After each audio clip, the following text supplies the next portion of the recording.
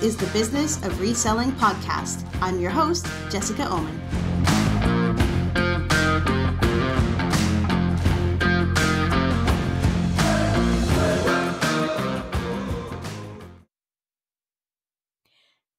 Do you ever wish you'd get a score that was just so good you couldn't even tell anybody about it? Welcome to the Business of Reselling podcast. I am so sorry that I missed doing this podcast last week. I have legitimately good reasons for missing this. I was going to do a video episode tonight, but I decided not to do it. It's getting late anyway. That's okay. I'll do more videos very soon, but I have to tell you about our new dog. So we got a new dog last weekend. His name is Nikki, and he's 7 years old, and he's the same breed as our last dog, who we still miss very much. But this dog is now in our house and has really taken up our attention for the past week, and he's a total sweetheart. So you'll get to see him on video soon enough. He's a Lhasa Apso, and he's kind of overweight. So we're working on that, getting him fitter. We're pretty active people, so it's nice to have an active dog too. And he seems pretty up to the task. So you'll get to meet Nikki soon. And then the other reason that I haven't done a podcast episode in a couple weeks is because we have been working through a massive amount of inventory that we got recently. And it looks like things are really starting to roll with this new sourcing opportunity, which I guess I shouldn't keep calling it new because it's now been, I don't know, 3 months or so since we've been rolling. But we're kind of figuring out how the collaboration can work. And we're starting to get a lot of stuff, and it's been really great. And so that's been keeping us busy. And yeah, I teased you at the very beginning here, and I said something about a score that you couldn't really talk about. And I have to admit that we did score something, and I'm not going to talk about it. It's so weird.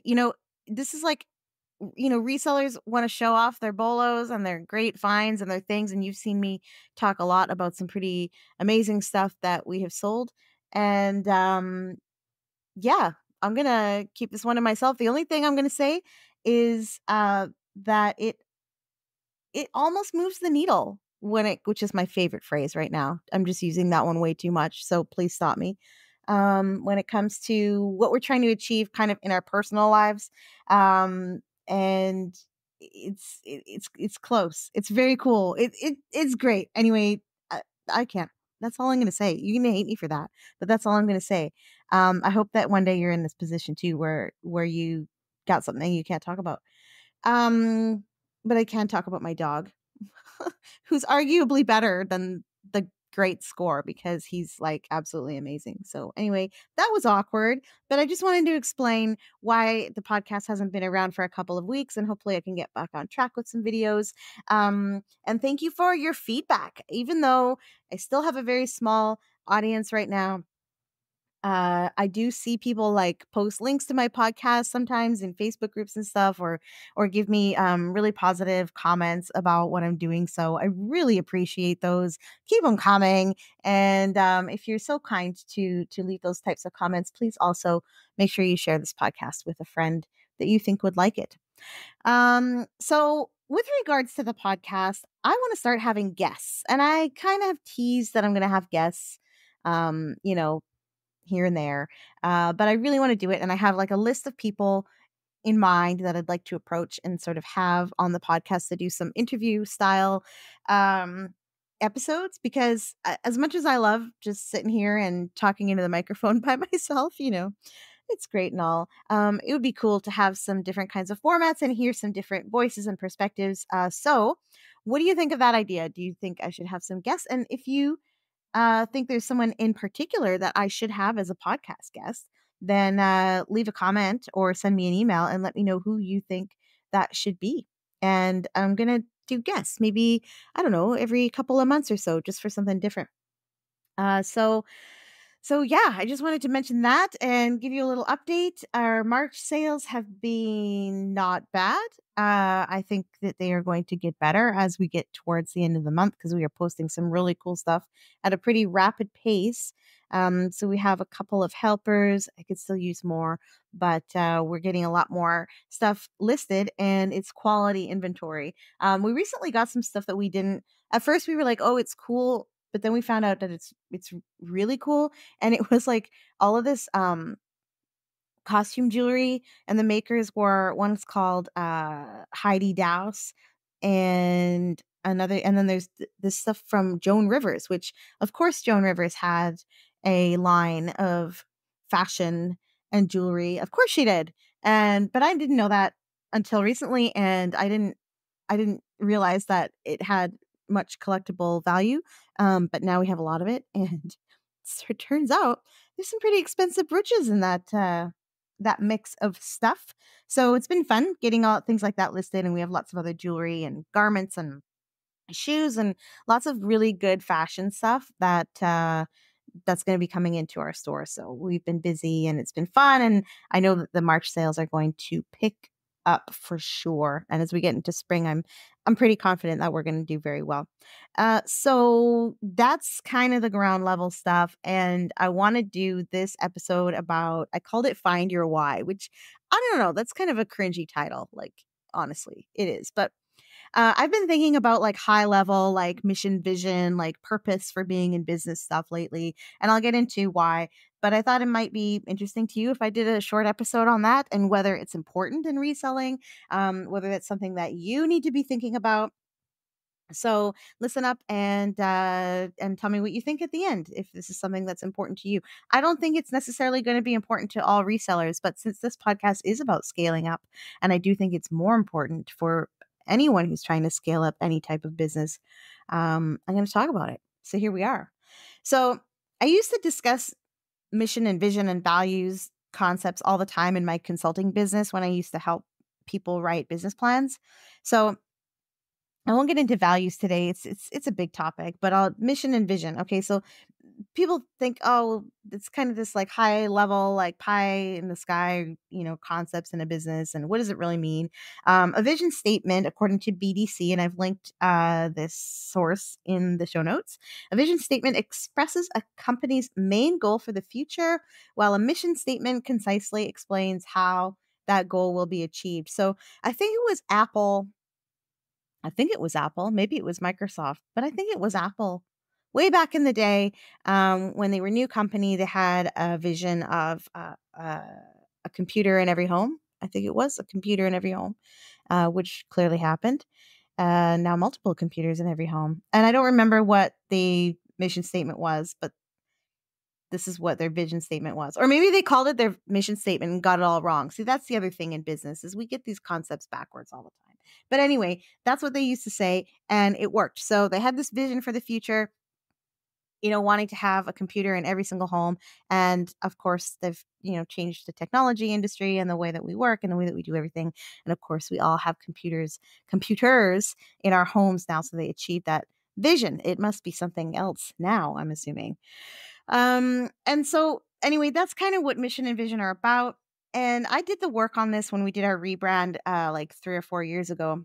And back then the idea or the concept of like the importance of keeping things out of landfill was kind of present for me, but not totally top of mind and not totally at the top of our conscience when it came to what we were doing.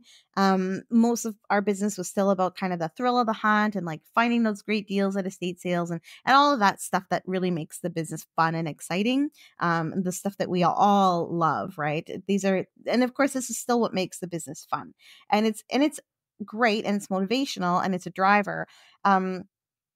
But it's not necessarily our reason for doing what we do. And so I kind of still struggled with that concept for a long time. But since these recent chances to expand our sourcing by a lot and very quickly, we've been thinking more seriously about specifically what we're going to do to scale up. So I know I talk a big game about scaling up and have discussed this in conferences and on other people's podcasts and in lots of interviews. But here we've been for the last few years kind of feeling like we couldn't really develop a specific scaling up plan because we couldn't solve our sourcing problem. Like we were insatiable when it came to inventory. And we really felt like that had to be solved. The consistency and the growth in the amount of inventory we could get had to be solved in order for us to nail down a plan and finally move forward with some really structured way of scaling up.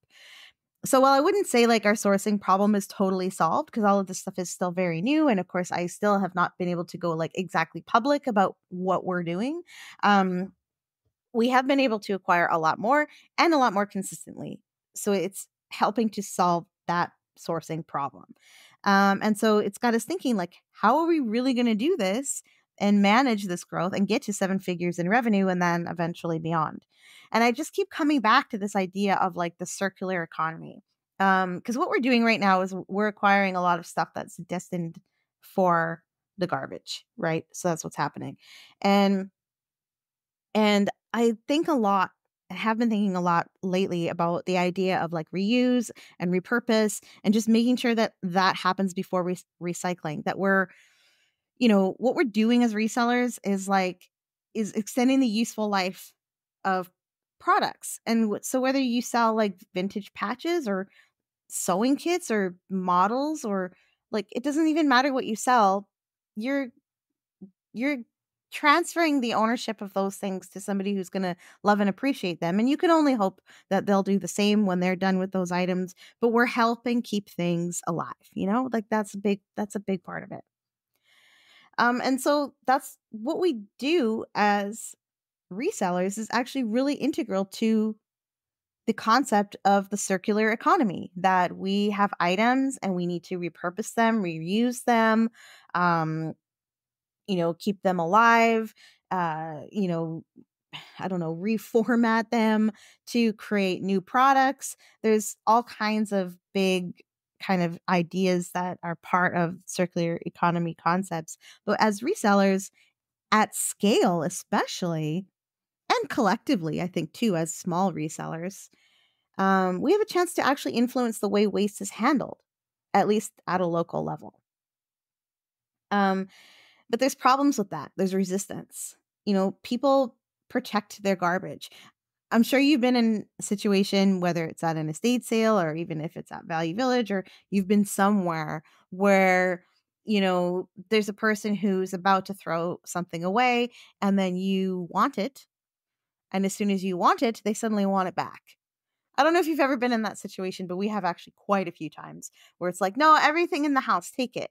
And then you make a big pile and they're like, oh, not that, not that, not that. So they didn't want it until we did. People tend to remain very possessive of their things right up until the instant that they let them go. And sometimes even after that. We've done buyouts from people where we've given them the money, taken all of the stuff back to our warehouse, and then a week later been like, oh, I want this item back and this item back and this item back. So once something is labeled as garbage, it's really hard to go back the other way. Now, in the case where people are just trying to get rid of things, they may call a junk hauler, or they may bring things themselves to Value Village or to the landfill.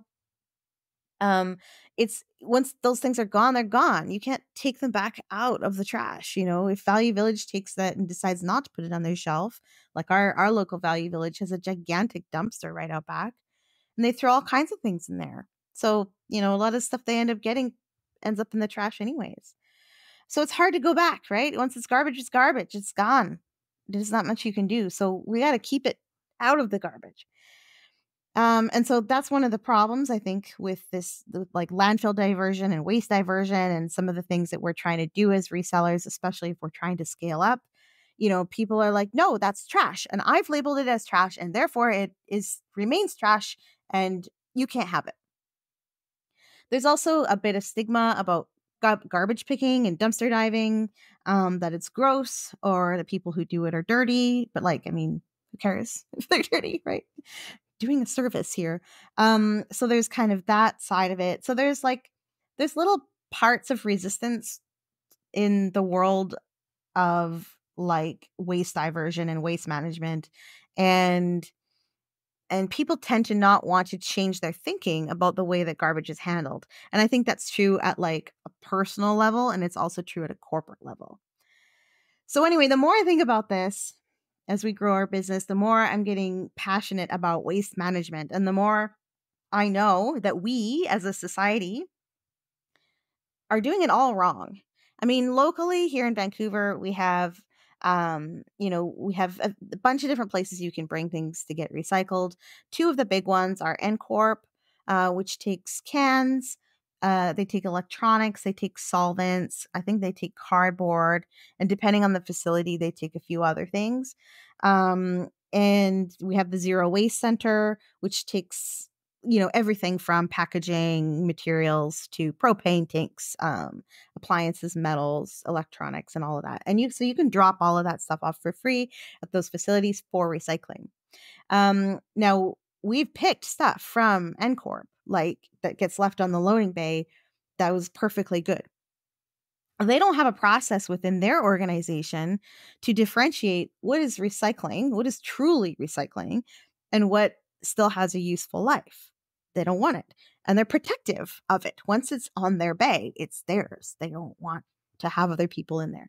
And from a process standpoint, I understand this. From a safety standpoint, I can understand this. Insurance and things like that. There's certain liabilities and risks to having people come and pick from a business, and it also there's risks of people getting in the way. So I totally understand why businesses have to have these rules, but I think these are still solvable problems.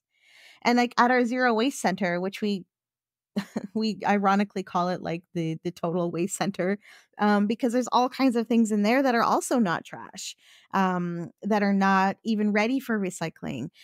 Even something as simple as bubble wrap, which they have like this huge container, and you can just bring your used bubble wrap. And this thing is always overflowing with bubble wrap. You think they'll let us take some sheets of bubble wrap to do our packaging? Absolutely not. Absolutely not. Now, I know in some cities, there's places where they have like dump day or free dump day or whatever. People can actually come down and pick, and that's great. And I wish Vancouver would do stuff like that. But I see Vancouver, especially as one of these cities where some time ago, we had a mayor who started this greenest city initiative, and it was going to be Vancouver was going to be the greenest city in the world, and it was all bullshit. I mean, they did this report, and they set all of these sustainability goals and whatever, and like it was just crap, because at the process level, like at the where you and I are doing things as resellers, there's nothing being done. And honestly, we're the ones who are keeping the trash from becoming trash, are we not? We're very important. But at that kind of level, there's really not a whole lot. It's like instead we're going to ban straws or, whatever. So places like Vancouver say they're trying to be leaders in sustainability, yet they're sending things away for recycling before they need to be recycled, or they're creating garbage out of things that are not garbage. And then giving up these initiatives like we have another one that was like a 25-cent deposit or not a deposit, like a fee you have to pay to get a paper cup at McDonald's or whatever, and or to get a bag for your fast food, but the money was just going straight to the corporation and it wasn't actually being diverted to any environmental initiatives. Anyway, we're doing it wrong. Why are we doing it wrong? I have theories I could get into, but I'm already all like woo-woo about this, so I won't go on forever. But business process is one of the reasons I think that companies don't make changes that they could make operationally to divert more waste. Businesses have their way of doing things. They don't necessarily want to adapt it, or they can't culturally get everybody who works there on board with a new way of doing things in order to measurably decrease their footprint. They don't know how, maybe. They don't know how to measure the decrease in their footprint. So even if they were to make changes that could make a difference from a sustainability standpoint, they don't have any metrics to say how they did it or to prove that they did it. So why do it? There's just in a lot of companies just a way of doing things, and people are kind of scared to disrupt it. It's also, there's so many small business owners. Like I think BC has like over 1 million small businesses. And it's easy to say as a small business owner that you're being as environmentally responsible as possible. And that's rhetoric that you can use. There's no rules against it. And even if you don't necessarily live up or walk the talk, no one's going to audit you. No one's going to come along to this business with like 5 people working in it and say like, are you really recycling all of your packaging materials? Like, no one's going to do that. So you can say whatever you want. So anyway, there's reasons. But coming back to the why when it comes to our business and what our mission and vision could be, which is something I think we need to sit down and nail down finally for real. The thing that drives me to grow the business rather than stay in the pretty comfortable place that we're in is this idea that we could actually influence how waste management is done at some scale. Like we could actually do it. Um, I want to change the game. Like I do. I want to change the game. And when it comes to keeping things out of landfill, that it has just become so important to me, especially recently. So we're looking at a bigger warehouse to allow for scaled up inventory acquisition. Our space has been pretty full for a long time and we've been managing it, but now I think it may be out of hand. I'm putting out an official call for new staff, so watch for that. We need to hire people to accommodate this growth. And I'm also ready to get loud with local leaders about how we are trying to do things differently and why they need to listen.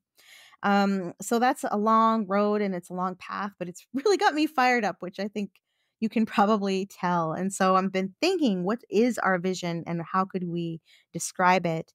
It could be something like a world where all things, I don't like that word things, a world where all things get the longest possible useful life or something like that. Like I'm just thinking like big about like the things that are here on this planet. How do we keep them going as long as possible? And then finally responsibly dispose of them when it's time, but only when it's time. And a mission could be something like to prevent as many useful things as possible from ending up in the garbage before they are actually garbage. Anyway, I need to work on those, but just sort of off the top of my head, I think those drafts could work. So even though I've known about like mission, vision, values, purpose stuff for a long time as a business consultant and I've done the exercises, it never really felt authentic to me until now. And I guess to conclude, I might say that there's a time that you will not necessarily know when all of a sudden it is important. And for us right now, it's in this figuring out how to scale and finding the energy to do it because it's hard. It's really hard and it's a lot of work. Um, and so I keep coming back to this waste diversion stuff and how much it matters to me. And so now that mission and that vision are now like a really important driver of growth in our business.